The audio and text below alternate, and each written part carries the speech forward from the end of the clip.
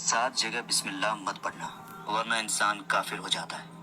دوستو اس ویڈیو کو پورا ضرور دیکھیں کیونکہ یہ ایمان کا معاملہ ہے۔ تو ایسی کون سی 7 جگہ ہے جہاں بسم اللہ نہیں پڑھنا چاہیے؟ تو آئیے ویڈیو شروع کرتے ہیں۔ کھانا کھا رہے ہیں تو ہمیں بسم اللہ پڑھنے کی ہدایت دی گئی ہے، لیکن بہت سارے لوگ ایسے ہوتے ہیں کہ کچھ حرام کام کرتے ہیں۔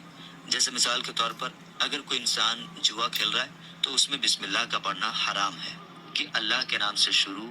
اللہ نے کب کہا تھا کہ آپ جا کر جوا کھیلو؟ اللہ نے کب کہا تھا کہ آپ جا کر شراب بیچو؟ اللہ نے کب کہا تھا کہ آپ جا کر جھوٹ، فریب، مکاری، زناکاری کرو؟ اللہ نے تو کہا ہی نہیں۔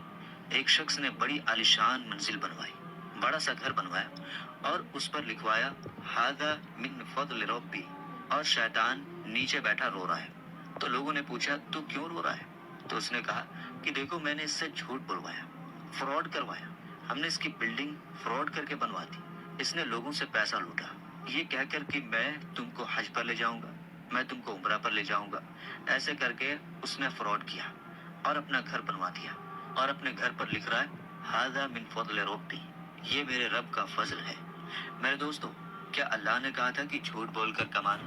اللہ نے کہاں کہا تھا کہ ڈھونگ کرنا؟ اللہ نے کہاں کہا تھا کہ فراڈ کرنا؟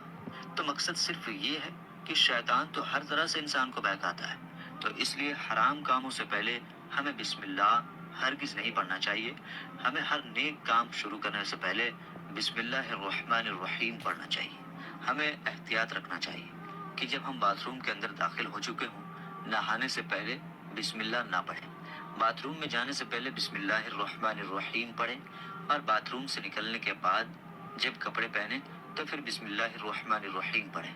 اور کوئی انسان کاروبار کرتا ہے، اگر اس نے جھوٹ بولا اور پھر اس کے بعد پیسے لیتے وقت بسم اللہ الرحمن الرحیم پڑھا، تو ایسی جگہوں پر جہاں حرام کام کوئی بندہ کرتا ہے تو وہاں پر بسم اللہ الرحمن الرحیم نہیں پڑھنا چاہیے، کیونکہ اللہ تعالیٰ نے آپ کو دنیا میں چھوٹ دے رکھی ہے کہ جیسا کرو گے ویسا بھرو گے۔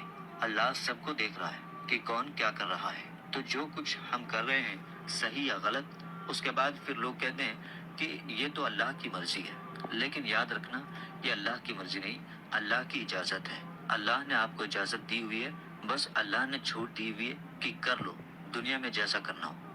اللہ ظالم کو ڈھیل دیتا ہے لیکن جب پکڑتا ہے تو چھوڑتا نہیں ہے۔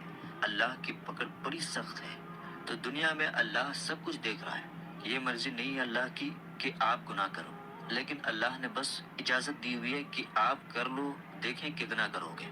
ایک دن آؤ گے میرے پاس، جب آؤ گے تب ہم فیصلہ کریں گے۔ مالک یوم الدین، انصاف کے دن کا حاکم۔ تو دوستو اللہ کی ربیت سمجھیے، اور ہمیں یہ سمجھنا چاہیے کہ کون سے کام ہمیں کب کرنا چاہیے اور کب نہیں کرنا چاہیے۔ جو سنت رسول اللہ صلی اللہ تعالیٰ علیہ وسلم پر ہم عمل کریں گے تو اللہ تعالیٰ ہمیں کامیاب کر دے گا، دنیا میں بھی اور